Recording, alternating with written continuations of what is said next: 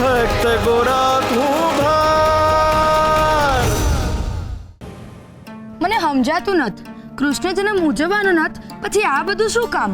આજે કૃષ્ણ જન્મ તો નથી ઉજવવાનો, પણ પ્રભુને થાળ તો અર્પણ કરી આવીએ ને. હા, ઈ વાત સાચી, પણ મને અંદરથી બહુ બીક લાગે છે. ઓલો કાગળ પૂજારી બાપાએ વાંચ્યો ત્યારની મને મનમાં ફાળ પડી ગઈ છે. બહુ બીવાની જરૂર નથી. પુલકેશીભાઈએ શું કીધું કે આવો કોઈ શ્લોક શાસ્ત્રમાં છે જ નહીં. હાલ આવે, મંદિર આવી ગયું છે, ઝટ કર.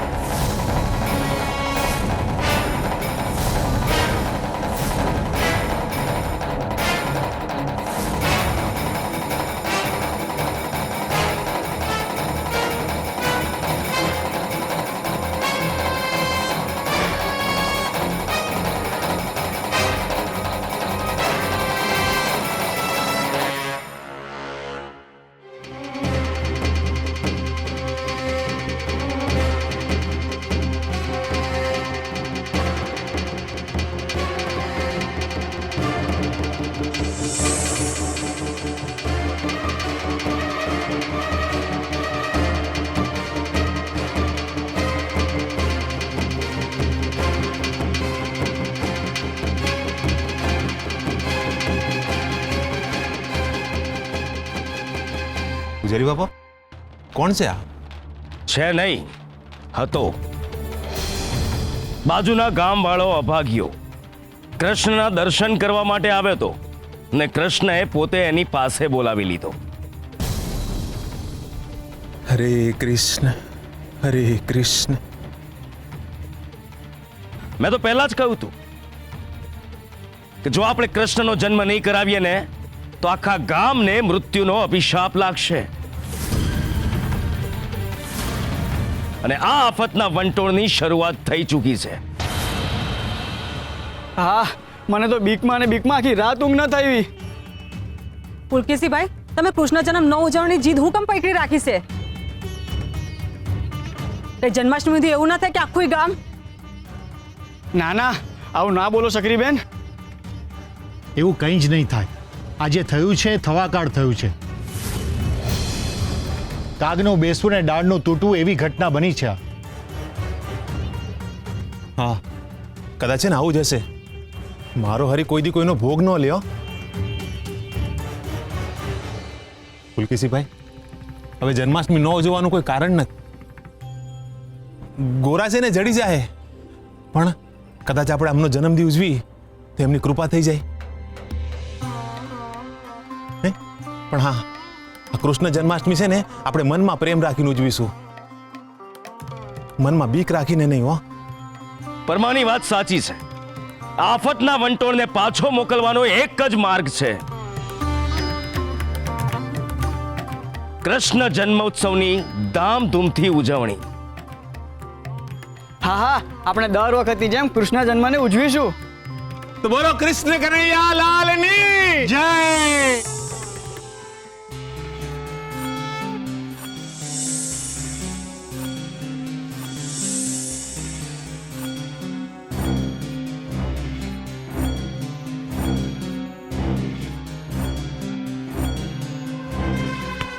વટ એ ઉંગણસી ઊભો થાય છે કે સ્મશાને મૂકી આવો. હાલ ઊભો થા. વટ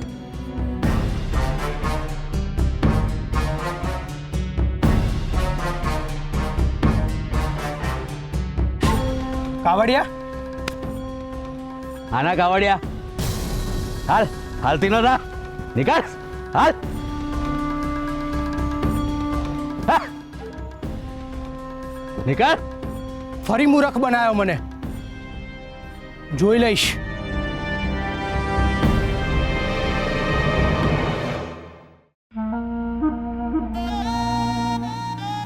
વાહ ગિરધરદાસ વાહ. તારું નામ ગિરધરદાસ નહીં પણ બુદ્ધિ પ્રકાશ હોવું જોઈએ. આખીએ રમત રમાઈ ગઈ ને કોઈને ગંધ સુદ્ધા ના આવી. કોઈને પણ ખબર ના પડી કે નિમલો મરેલો નથી. શાબાશ ગિરધરદાસ, શાબાશ. પૂજારી બાપા, રામલા, તું અહીંયા શું કરે છે? પારનું લાવ્યો છું બાપા. તો જા લઈ આવ.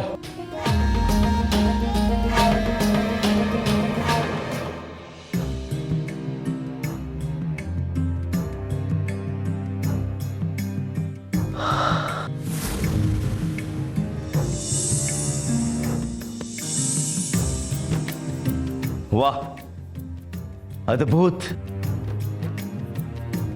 અપ્રતિમ, અલૌકિક.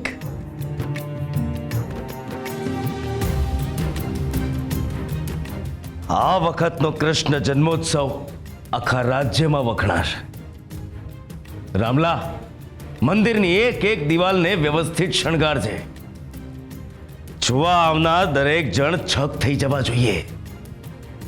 આ વખતે કૃષ્ણ જન્મની સાથે સાથે મારી નવી પ્રતિષ્ઠાનો પણ જન્મ થવો જોઈએ. ઓમ નમો નારાયણાય. હા બાપા, આ વખતે જાણે મંદિરમાં ઉત્સવ હોય ને એમ શણગારીશ. ઉત્સવ નહીં, અલ્પબુદ્ધિ, મહોત્સવ. આ કોઈ મનુષ્યનો જન્મ નથી, મારા લાલાનો જન્મ છે. ત્રિલોકના નાથનો જન્મ દિવસ છે. સમજો? મારો લાલો એના આગમનની ઉજવણી જોઈને અભિભૂત થઈ જવો જોઈએ. સમજો? જા જઈને મંદિર શણગાર. હરે કૃષ્ણ હરે કૃષ્ણ હરે.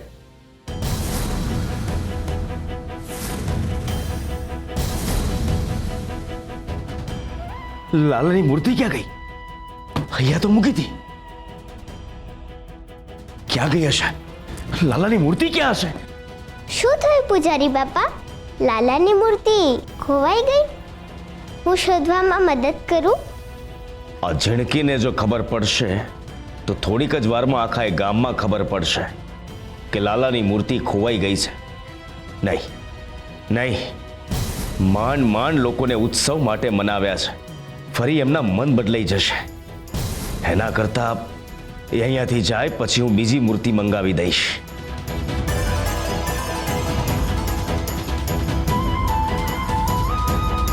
શું વિચારો છો પૂજારી બાપા? હાલો આપણે લાલાની મૂર્તિ ગોતીએ. આ મૂર્તિ ખોવાઈ હોય તો શોધવાની હોય ને? તો ક્યાં છે મૂર્તિ? બેટા એને અંદર મૂકી છે. તું જા, હું લાલાનું પારણું શણગારું છું. હું પણ મદદ કરું? કોઈ જરૂર નથી, કોઈ જરૂર નથી બેટા.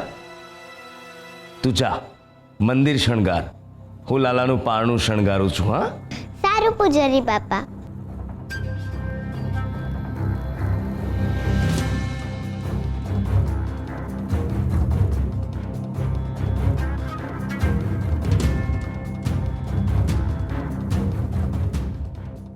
શ્રી હરિ નમો નારાયણાય.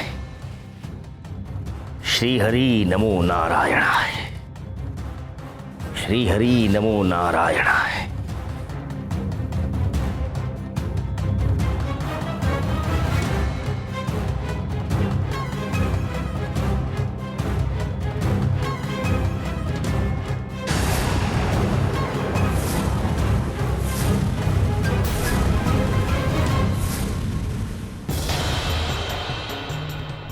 હમણાં તો મેં લડી લગાડી હતી. ક્યાં ગઈ હશે આ લડી?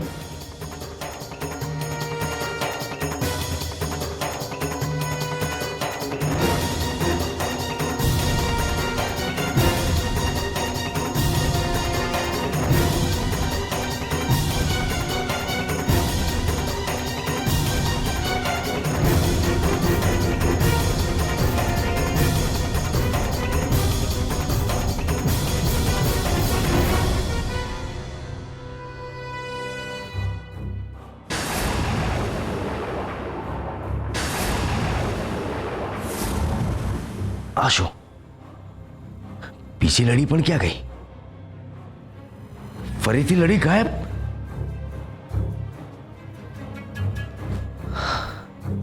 શું થઈ રહ્યું છે?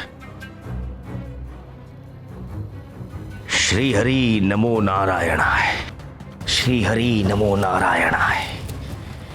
શ્રી હરિ નમો નારાયણાય. શ્રી હરિ નમો નારાયણાય.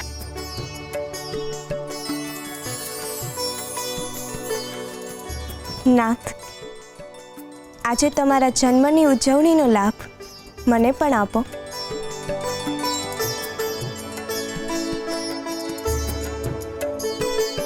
તમે પણ ઉજવશો મારો જન્મદિવસ? સૌથી પહેલો હક તો મારો જ છે ને. જે મારા હૃદયમાં રહે છે એ દરેકને હક છે. પણ રૂકમણી, આજે તમારે થોડી રાહ જોવી પડશે. કેમ? પૃથ્વી પર ગોરા એકલો છે, એને મારી જરૂર છે. તમારી જરૂર કોને નથી નાથ? પણ આ એક એવો ભક્ત છે જેની જરૂર મારે પણ છે. તમે રાહ જોશો ને રૂકમણી? અનંતકાળ સુધી જોઈશ નાથ. લાલાની મૂર્તિ ક્યાં ગઈ? અહીંયા તો મૂકી હતી. એટલે બાળકૃષ્ણની મૂર્તિ?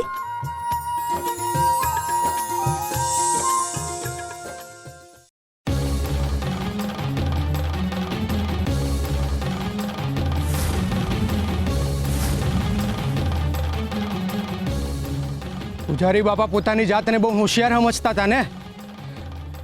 મને કાવડિયાએ ન આપ્યા અને મૂર્ખ બનાવ્યો. હવે જોઉં છું કે આ કૃષ્ણની મૂર્તિ વગર કૃષ્ણ જન્મ કઈ રીતે ઉજવાય છે. મને તો કાવડિયાના બદલામાં આટલી મોંઘી મૂર્તિ મળી ગઈ. જલ્દી ભાગ નિમલા. જો પૂજારી બાપાને ખબર પડી ગઈ ને કે તે મૂર્તિ ચોરી છે તો તને હાથે મારી નાખશે.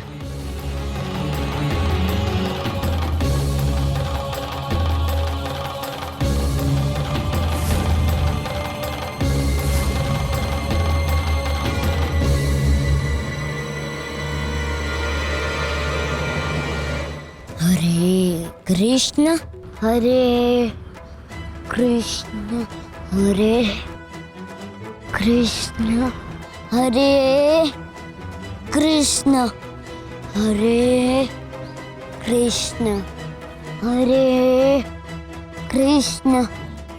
આ બાળક કોણ છે અને અહીંયા જંગલની વચ્ચોવચ્ચ કઈ રીતે?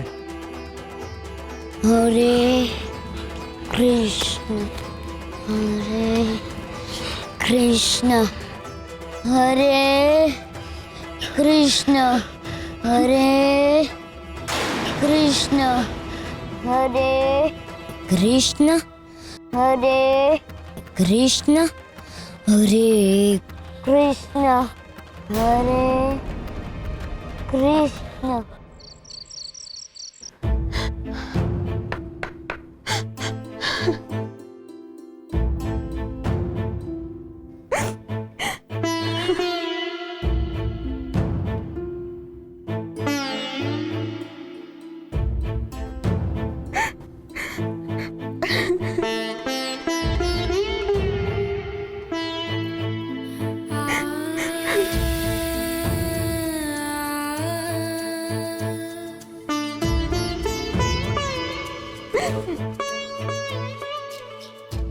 દેવી, ન રડો. હું કામ ન રડું ભગત? હટાણે રડવા હાટું તો એક જ કારણ છે ને. જન્માષ્ટમી હોય ને ગોરા ના હોય એવું બન્યું છે કોઈ દી? હટાણે મારો ગોરા આવ્યો હોત ને તો એની આંખમાં હરખ હાચવીને આખા ગામમાં દોડાદોડ કરતો હોત.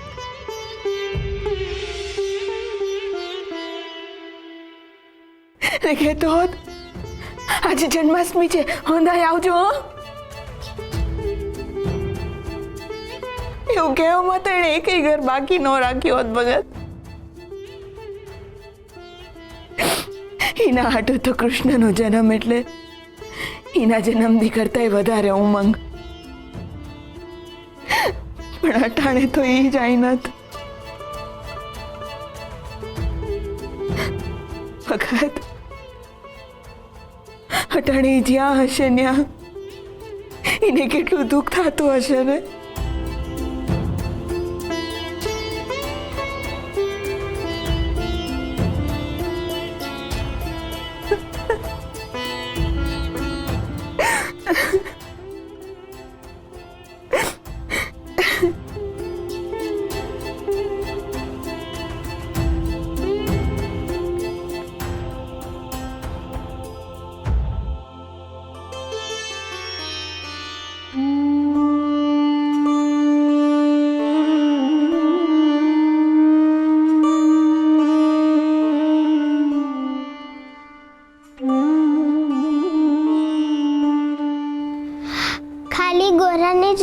નહીં થતું હોય, કાન્હોડાને પણ દુઃખ થતું હશે કે એમના જન્મદિવસે એમનો ભક્ત નથી.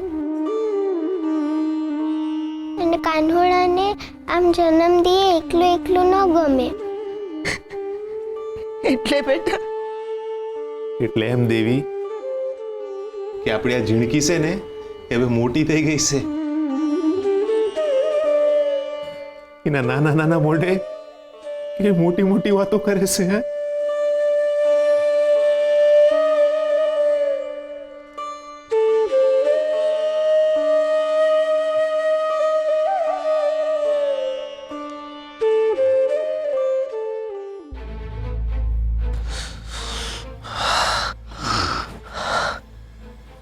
શું ચાલી રહ્યું છે? કેમ કઈ સમજાતું નથી? ગુરુજી, તમે હજી આવીશ છો? હાલો. ક્યાં આવું? ભૂલી ગયા? આજે જન્માષ્ટમી છે. આ મંદિરે કૃષ્ણ જન્મની ઉજવણી હાટુ લોકો ભેગા થયા છે. હાલો, આપણે પાણું લઈને ઝટ મંદિરે પહોંચવાનું છે. હાલો. અરે પણ હજુ પારણાની સજાવટ પતી નથી. અરે ગુરુજી, આ પારણા પર તો કઈ હીરા મોતી જડવાના છે. આ આટલી સજાવટ તો કરી છે પારણા ઉપર.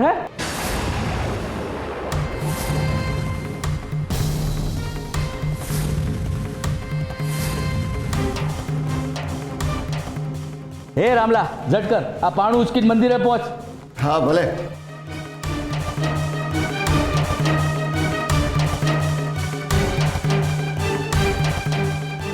ગુરુજી, ગુરુજી, આ વારે વારે કાં ખોવાઈ જાવ છો? અને તમને આટલો બધો પરસેવો કાં થયો? હાલો ઝટ, આ માટલી ફોડવાનો સમય થઈ ગયો છે. આ તમે પંચામૃત પીશો ને એટલે તમને ટાઢક થાય.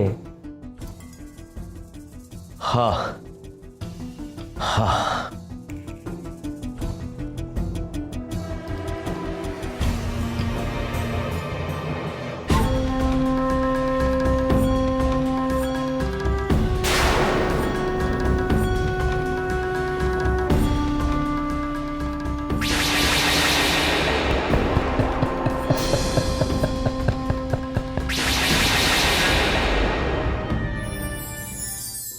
લીલા, ઈશ્વરની લીલા. ઈશ્વરને પોતાના સંતાનો પર પ્રેમની સાથે સાથે સુંદર મજાની યુક્તિપૂર્વકની કૃપા કરવાની ઈચ્છા થાય એને કહેવાય લીલા. લીલા શબ્દમાં જ ચમત્કારની અનુભૂતિ છે, પરંતુ લીલા એ કોઈ ચમત્કાર નથી. લીલા છે ઈશ્વરની પોતાના ભક્તો તરફની પ્રેમાળ નજર અને પાપીઓ તરફની લાલ આંખ. ઈશ્વરે દરેક યુગમાં લીલા કરી છે. અર્જુનને પોતાનું વિરાટ રૂપ બતાવવું હોય કે પછી દ્રૌપદીના વસ્ત્રો પૂરવાના હોય, હંમેશા ઈશ્વરની લીલાના દર્શન થયા જ છે. ઈશ્વર પોતાની લીલા પોતાના ભક્તોની રક્ષા માટે જ કરે છે. એની લીલાને કોઈ જાણી નથી શકતું, પરંતુ એની લીલાના પરિણામોને દરેક મનુષ્ય અનુભવી શકે છે. ઈશ્વરની લીલા એટલે તોફાન સાથેની ઈશ્વરની કૃપા. જે ઈશ્વરની સમીપ રહે છે એ જ ઈશ્વરની શુભ લીલાને પ્રાપ્ત કરે છે.